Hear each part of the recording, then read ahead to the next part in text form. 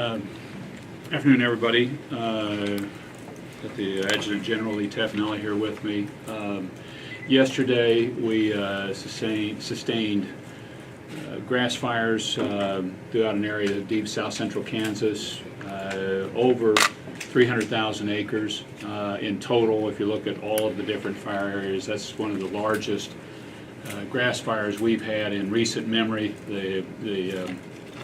Some of the firefighters can't remember a bigger one for the state of Kansas. We can't confirm that for you right now, but it's undoubtedly one of the largest grass fires. It's very dangerous conditions that we have right now for fire, where we've got these large sustained winds, we've got lots of fuel on the ground and old grass and some old trees in areas, and that combination can just have one of these really take off. To the point then that you get these very large grass fires and then the plume that spreads over much of the state. Good news was we didn't have any significant injuries yesterday, no fatalities.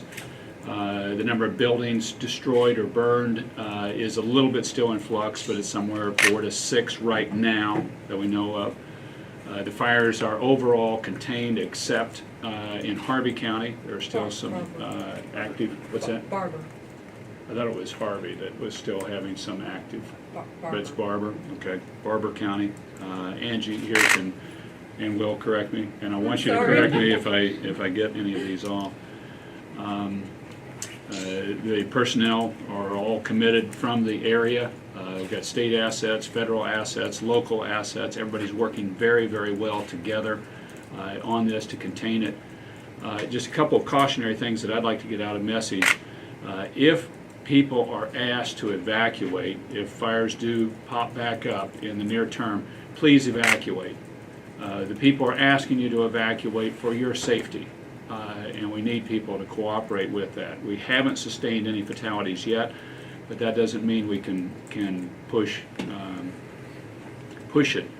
If you're asked to leave, please vacate and let people work with you. They're there to help you and for you to be able to be safe. And I would ask too that as long as we have these conditions around, people be very careful about any of their activities that might spread wildfire, because these things can flame and go very fast, very quickly. Obviously, no outdoor burning taking place, but also be very careful about smoking and throwing a cigarette that isn't completely out, or any other activities. And I'd also ask you just be a good neighbor. If you see something pop back up, call people quickly to get them there. What you have is a situation now where you've got a lot of fires that have been put out, but there's still embers around. And if you get wind blowing back in the right direction, it can take off very quickly. So just ask people to be good neighbors and call that in as quickly as possible so people can get on top of it. I'm very proud of the personnel.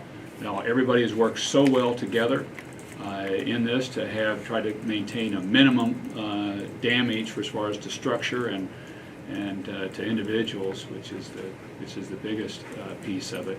But we're not out of the woods yet, because this could still pop right back up on us if weather conditions turn against us. If we don't get moisture, if we get winds back in the right direction, that could really grow this quickly again. If things do flame up, we'll have people right in on top of it as quickly as we possibly can. General Tafanelli. Thank you, Governor. Just from a perspective of what we're doing here at the state to help coordinate those activities that are required by the local authorities down in south central Kansas, as we look to the next 24, 48, and 72 hours, we're trying to make sure that we have those resources available that they may need. If you think about it, those fire crews have been fighting fires now for in excess of 24 hours, so you're seeing some fatigue there. So we're looking at what additional resources might we need to bring in if they need that additional help. And as the governor had mentioned, when we look at the weather forecast over the next 24 hours with the low humidity, with sustained winds in excess of 30 miles an hour, wind gusts up to 45 miles an hour, it really creates a high-risk situation, not only for the areas where we currently have fires, but really that's going to be a big issue across the state over the next 24 to 48 hours. It will be something that we continue to watch. We have worked with FEMA and have been successful in getting a fire management assistant grant. So we continue to work that will provide some local assistance for those first responders that are down there. Those are kind of the basic things that we continue to look at to, again, make sure that we have a coordinated and synchronized response to ensure that those local authorities have the resources that they need when they need those resources.